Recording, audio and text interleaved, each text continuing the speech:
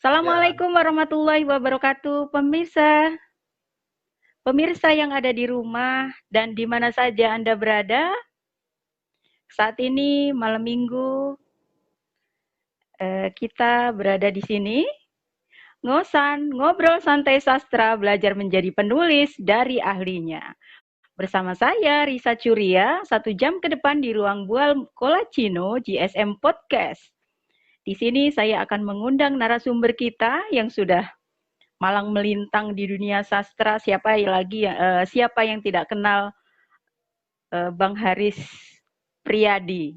Nah, malam ini kita kehadiran tamu Bang Haris Priyadi yang akan ngobrol santai bersama kita dan mudah-mudahan nanti apa yang disampaikan menjadi sesuatu yang bermanfaat untuk kita semua yang hadir di sini. Oke, sebelum kita beranjak kepada hal yang lebih fokus lagi, saya akan membacakan biodata naratif Bang Haris dulu. Bang Haris Priyadi adalah seorang pewujud pemanggungan sutradara dan teater, penafsir atau aktor, penulis teks dramatik, naskah drama, dan puisi. Bersama grup teater yang didirikannya pada tahun 1989, kelompok teater kami aktif memanggungkan teks-teks dramatik yang ditulisnya sendiri pun penulis lain, baik dari dalam negeri dan juga penulis asing atau mancanegara. Wah, keren ya. Tercatat telah puluhan karya pemanggungan teater yang digarapnya. Kelompok teater kami adalah grup teater yang kerap kali bekerja sama dengan pusat-pusat kebudayaan asing yang ada di Indonesia, seperti British Council, The Japan Foundation, Pusat Kebudayaan Australia, Australian Embassy, Australian Indonesia Institute, Erasmus House, dan Pusat Kebudayaan Amerika, Amerika.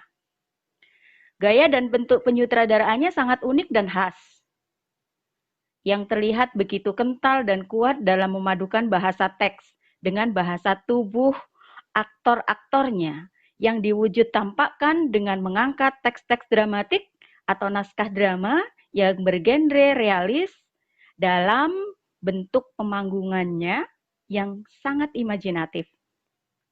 Beberapa teks dramatiknya telah pula dibukukan, diantaranya adalah Bah Trilogi, yaitu pergaulan dalam 3 pemeristiwaan teater. Nah, terus kemudian beliau juga adalah seorang dosen, mengajar di London School of Public Relations, Communication and Business Institute dengan mata kuliah Introduction of Performing Arts. Wah, keren banget, banyak sekali nih. Buku-bukunya adalah Jalan Kesaksian dan Sajak, adalah buku puisi tunggalnya yang kedua yang baru saja terbit di bulan November. Yang pertama itu puisi Sabda, sajak-sajak apostolik, terbit pada tahun lalu yaitu di 2019. Juga di bulan November sama. Jadi sama-sama bulan November ini terbit 2 buku, 2019 dan 2020.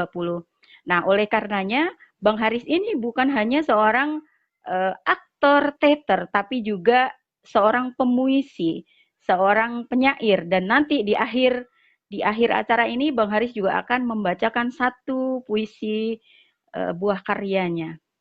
Oleh karenanya, kok hilang ini Bang Haris ya?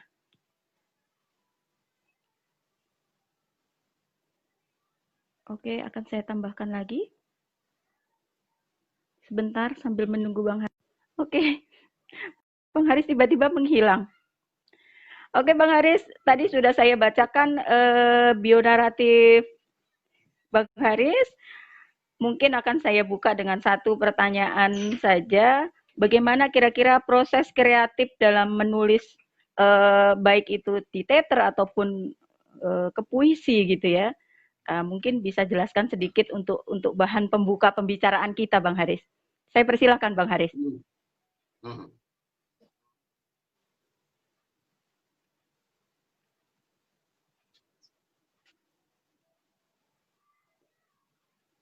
Ya,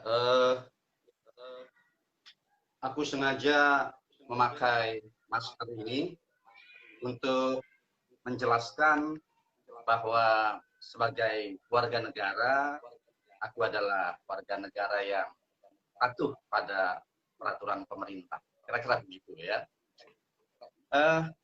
Baik, terima kasih Mbak Risa. Selamat malam teman-teman semua. Selamat malam sahabat-sahabat jagat sastra milenial. Malam ini adalah malam minggu yang sangat menggairahkan bagiku. Dan aku berharap malam ini juga menjadi malam yang menggairahkan bagi teman-teman semua. Karena malam ini kita akan berbicara tentang seni teater dan sastra, sebuah bidang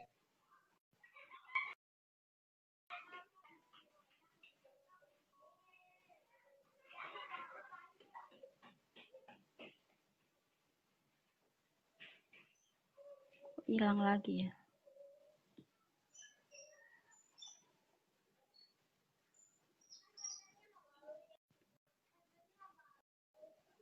ya ada trouble sedikit ya. Iya, trouble. Oke, Ya, Mbak Risa, sudah bisa bagus lagi. ya? Oke. Oke, tadi terputus sedikit ya. Jadi ya malam ini menjadi malam yang menggairahkan bagi aku, dan aku berharap juga menjadi malam yang menggairahkan bagi teman-teman semua.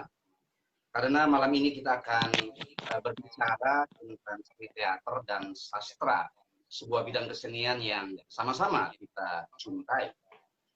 Bukankah cinta adalah selalu menggairahkan? Alah, ngomong memang paling jago kamu. Jam-jam juga tahan. Giliran disuruh cuci baju 10 potong aja nggak sanggup. Kamu nggak sanggup, bayar tuh laundry. Duit nggak gablek, males. Maaf, Mbak Risa. Sorry teman-teman semua, istriku. Dek, ini aku sedang berbicara dengan teman-teman. Bodoh amat. Ntar habis diskusi, lapar. Kamu enak aja minta makan. Kasih duit juga enggak. Nggak ada duit mau makan apaan.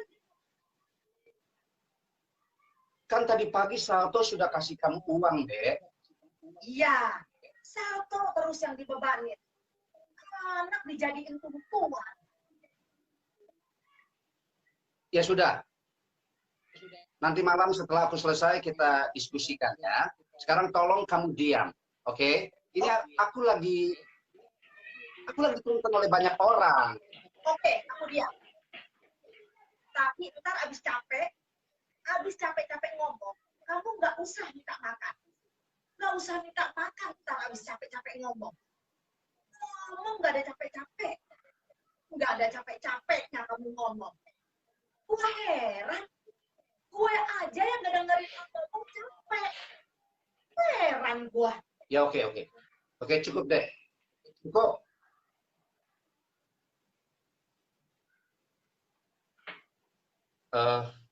Oke, teman-teman. Kita lanjutkan. Mbak Risa, kita lanjutkan ya. Oke, Bang Haris. Silahkan Bang Haris. Ini agak trouble ya, sinyal Bang Haris ya. Teman-teman baru saja mendengar tadi ada sedikit keributan kecil antara aku dan istri.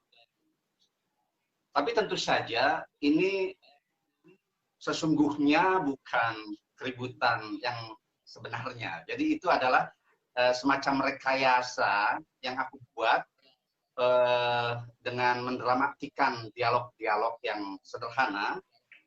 Ya ini hanya untuk membuat semacam gimmick bagi forum diskusi kita pada malam hari ini. Nah, barangkali ini juga bisa menjadi contoh dari pertanyaan Mbak Risa tadi. Seperti apa sih? Mohon maaf pemirsa yang ada di rumah, mungkin ada trouble sedikit dengan sinyal Bang Haris. Oke, sudah bisa Ya, masuk lagi. oke, bisa masuk lagi ya, keluar masuk keluar masuk ya. Oke, ya jadi itu tadi Sinyalnya mungkin di semacam sana kurang itu. baik kok di sini sinyalnya. Nggak tahu mungkin ya trouble lah biasa teknologinya. Jadi itu bisa menjadi contoh dari pertanyaan Barisa tadi bahwa seperti apa sih proses kreatif dalam aku menulis naskah drama atau dalam istilahku teks dramatik gitu ya. Em, ya dalam tradisi aku sebagai penulis naskah drama, aku biasa mengangkat tema-tema keseharian begitu. Baik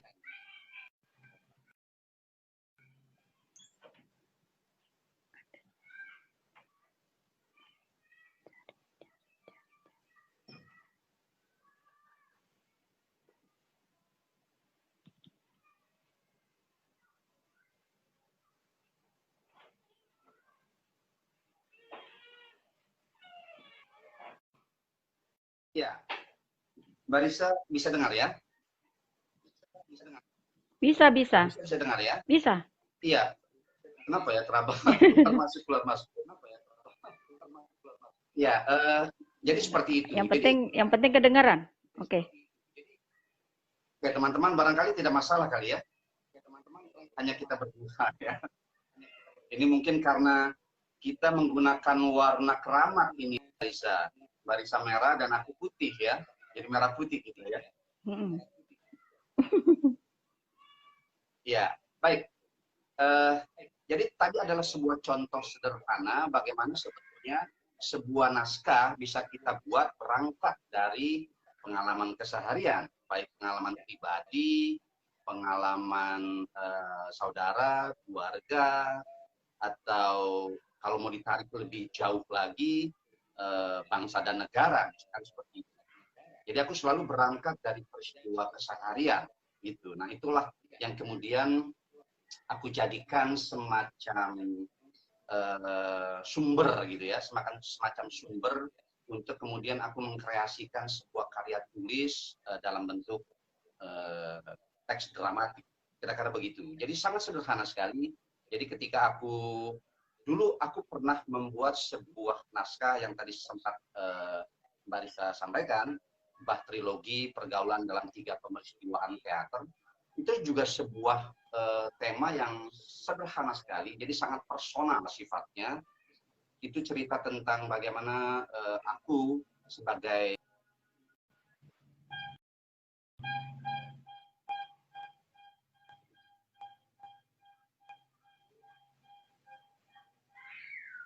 ya baik, terputus lagi tadi ya, mohon maaf.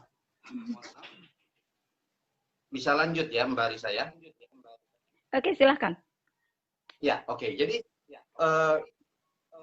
dalam Bah Trilogi Pergaulan dalam 3 Peristiwaan Teater, misalkan itu berkisah tentang seorang pekerja teater yang menghadapi konflik keluarga karena istrinya sebagai seorang perempuan, sebagai seorang ibu, dan sebagai manusia tentu saja butuh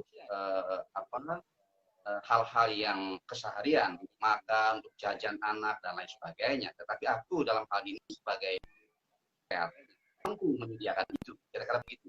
Nah, konflik itu kemudian dibangun sedemikian rupa dan aku tuliskan menjadi sebuah naskah yang berjudul Gegerungan. Kira-kira seperti itu prosesnya, dan tentu ketika menulis ketika dipanggungkan ada satu perjalanan yang agak lain ketika dipanggungkan dengan ketika ditulis. Karena pada dasarnya sebuah karya tulis adalah sebuah karya yang sudah selesai di tangan penulisnya, tetapi di tangan sutradara ya dia belum menjadi apa-apa. Jadi itu sentuhan dari sutradara. Nah, disitulah sebetulnya pertaruhan dari seorang kreator, dalam hal ini sutradara, bagaimana dia mengangkat sebuah naskah yang dalam hal ini kebetulan saja aku yang menuliskannya juga menjadi sebuah pertunjukan. Begitu, jadi ada proses kreatif yang lain sebagai seorang sutradara, walaupun naskahnya aku juga yang tuliskan sendiri. Karena ketika proses itu berlangsung pasti ada pengalaman-pengalaman yang lain dengan ketika naskah itu dipanggungkan. Kira-kira begitu, Mbak Risa, barangkali untuk mengawali diskusi kita, nanti bisa berlanjut gitu, bisa diperkaya lagi dengan pertanyaan Mbak Risa, barangkali atau juga nanti dengan pemirsa ya. Begitu kira-kira. Oke. Oke, terima kasih Bang Haris. Boleh kita lanjut ya obrolan santai kita. Selanjutnya nih Bang Haris, seperti kita ketahui, Abang ini kan adalah seorang aktor teater, dramawan, kemudian penulis skenario teater, sutradara, dosen, dan masih banyak lagi predikat yang lain lah. Lalu tiba-tiba Abang ini masuk dalam ranah puisi yang sedikit berbeda dengan teater gitu. Bahkan yang saya baca tadi ada 2 anak kandung karyanya yang telah lahir di tengah kancah kesusastraan sastra Indonesia. Yang kebetulan keduanya lahir ya Bang di bulan November, sama-sama di bulan November ya Bang. Yang pertama November 2019, kedua di 2020 ini. Keluar lagi.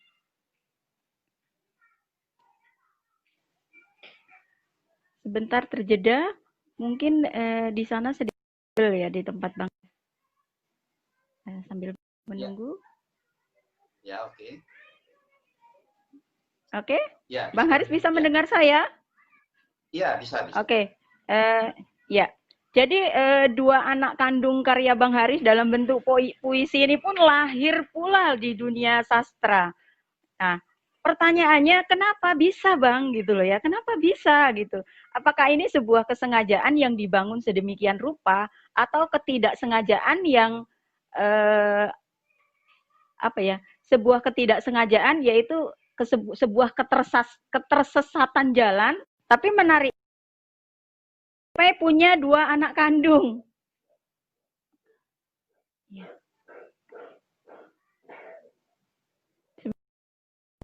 Oke. Ya. Jadi menariknya tuh Abang tuh sampai punya dua karya buku puisi gitu loh ya kalau dikatakan tersesat. Tapi di sini ternyata ada ketotalitasan sehingga ada buku buktinya. Nah, ini penjelasannya seperti apa, Bang? Gimana nih bisa tersesat ke dunia sastra pula gitu? Apa kesengajaan aja gitu? Bisa dijelaskan barangkali, Bang. Terus gimana itu bisa terjadi gitu loh ya? Silakan Bang Haris. Iya, sebetulnya juga tidak tiba-tiba ya. Sebetulnya juga tidak tiba-tiba karena ini barangkali nanti menjadi menarik diskusi kita bagaimana sebuah karya naskah drama kerap kali atau ada banyak orang yang menganggap itu bukan sebagai sebuah karya sastra. Nah, aku ingin mengatakan sebetulnya tidak tiba-tiba. Jadi ketika aku berangkat menuliskan sebuah naskah drama atau bahkan ketika jauh sebelumnya ketika aku memanggungkan naskah-naskah drama dari penulis lain, baik itu penulis Indonesia atau penulis asing, sebetulnya kerja penciptaanku untuk menulis sebuah katakan puisi begitu sudah aku mulai gitu ya. Tetapi memang tidak dalam sebuah pretensi untuk membuat karya puisi yang terlepas dari sebuah naskah drama. Memang tidak seperti itu. Tetapi bahwa aku menuliskan puisi sebetulnya sejak lama juga, tidak tiba-tiba sebetulnya. Jadi ketika aku menuliskan naskah drama, nah disitulah aku masukkan unsur-unsur yang puitik, baik secara penulisan dialog maupun dalam bentuk penciptaan syair untuk lagu-lagu, kira-kira begitu. Jadi itu yang pertama barangkali yang ingin aku jawab bahwa tidak tiba-tiba sesungguhnya. Nah, kalau pertanyaan yang berikutnya, kenapa bisa terjadi? Ya itu satu hal yang terkait sesungguhnya. Karya sastra kan ada puisi, ada cerpen, ada naskah drama. Nah, dia itu kemudian ulang-alik atau berkelindang satu sama lain. Jadi aku butuh puisi, maka aku ciptakan di dalam naskah drama, kira-kira begitu. Ketika aku ingin membuat sebuah cerpen, barangkali juga ada aku buat dalam bentuk semacam, kalau di naskah drama disebut dengan semacam monolog atau semacam soliloquy gitu. Nah itu sebenarnya juga dalam bentuk penulisannya bisa dalam bentuk seperti cerpen, kira-kira begitu. Jadi dua hal yang ingin aku jawab, bahwa pertama tidak tiba-tiba sebetulnya, dan kedua memang karya sastra itu sebetulnya bisa berkelindan keluar masuk antara cerpen, puisi, dan dialog-dialog dalam naskah drama. Gitu. Jadi itu kira-kira jawabannya, tidak tiba-tiba, dan bisa saja terjadi karena memang karya sastra kan sangat luas ininya ya, jangkauannya. Tetapi memang kemudian agak tegas ketika aku menuliskan puisi-puisi secara khusus, aku tuliskan memang sebagai sebuah karya puisi dan kemudian dibukukan. Itu yang barangkali menjadi berbeda dengan awal-awal. Terus kemudian ketika masa pandemi, setelah buku pertama selesai, kemudian setelah masa pandemi, aku juga mengalami semacam, dalam tanda petik, kekhawatiran daya kreatif. Oh, trouble. Keluar lagi Bang Harisnya. Mohon maaf pemirsa yang ada di rumah dan sekitarnya. Ya, sudah terhubung kembali. Ya, silakan Bang Haris. Nah, jadi ketika buku puisi pertama itu sebetulnya lebih kepada proses kreatifku yang berkaitan dengan kalau mau diistilahkan istilah yang hari ini sedang populer barangkali, yang sedang menjadi isu yang menarik, ada proses perjalanan spiritual, kira-kira begitu ya, ada proses perjalanan kerohanian, kira-kira begitu. Aku cukup dekat, cukup intens dengan sebuah lembaga keagamaan, kira-kira begitu. Nah, kemudian aku tuangkanlah kegelisahan-kegelisahan itu dalam bentuk puisi. Nah, berikutnya makanya judul puisinya pun sajak-sajak apostolik. Jadi kalau saudaraku yang muslim barangkali menyebutnya sebagai sastra sufistik, kira-kira begitu, puisi-puisi sufistik. Ini ya lock terus ya Bang Haris ya. Ya, mohon bersabar. Ya. Oke, baik, sudah tersambung ya, kembali. Maaf. Ya, maaf ini putus-putus ya. Tak masalah. Begitu, jadi sastra sufistik atau sastra apostolik, puisi apostolik kalau dalam istilah aku ya. Nah, puisi yang kedua kemudian lahir ketika itu tadi masa pandemi, aku merasa gelisah sesungguhnya. Bayangkan, aku biasa latihan 4 bulan menghadapi pertunjukan yang hanya 2 atau 3 hari, tiba-tiba stop. Wah, itu menggelisahkan sekali, dan ada banyak pilihan tentu saja. Kawan-kawan yang lain beralih panggung, kira-kira begitu, ke virtual. Nah, aku memang cukup fundamentalis, aku mengistilahkan dalam hal ini. Jadi aku tidak terlalu suka dengan pengalihan itu. Bagiku panggung adalah, kalau pakai istilah politik atau istilah yang sekarang, panggung adalah harga mati, kira-kira begitu. Maka aku kemudian tidak melakukan upaya kreatif dalam bentuk penanggungan, dan aku menemukan kemudian jalan lain yang aku kira juga merangsang daya kreatifku, yaitu dalam bentuk penulisan, dan secara khusus dalam hal ini adalah penulisan puisi, kira-kira begitu. Dan lingkungan kehidupan hari ini itu menyediakan bensin, istilahku, untuk kemudian aku mengangkatnya menjadi sebuah karya puisi. Karena itu aku menyebut karya-karyaku itu lahir atau diperanakkan oleh bapak dan ibu kehidupan.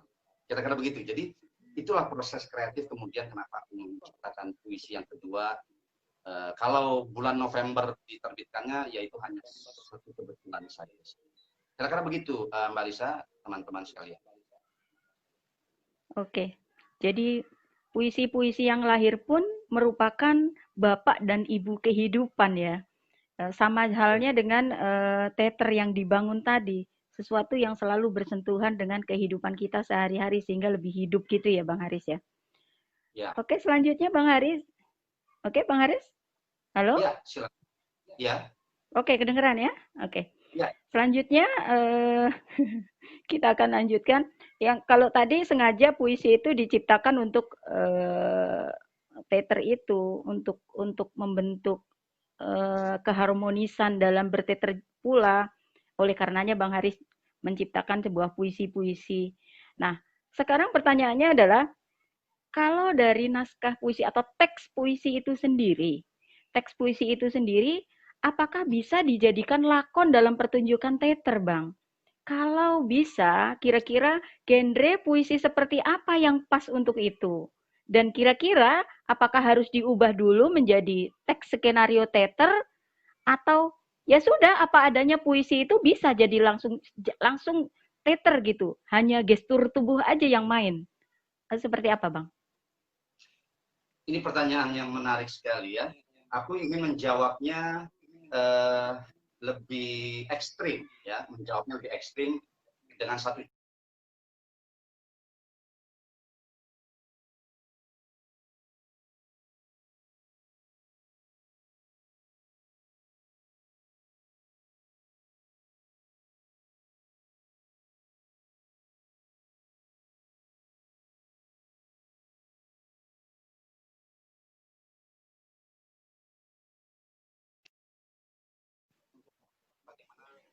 begitu begitu apa ya?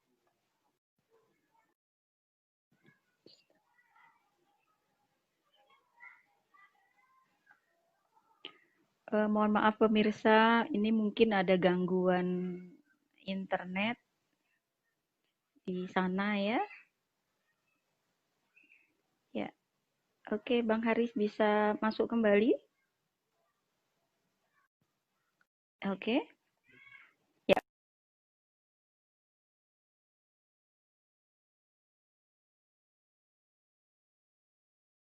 Ya, ya.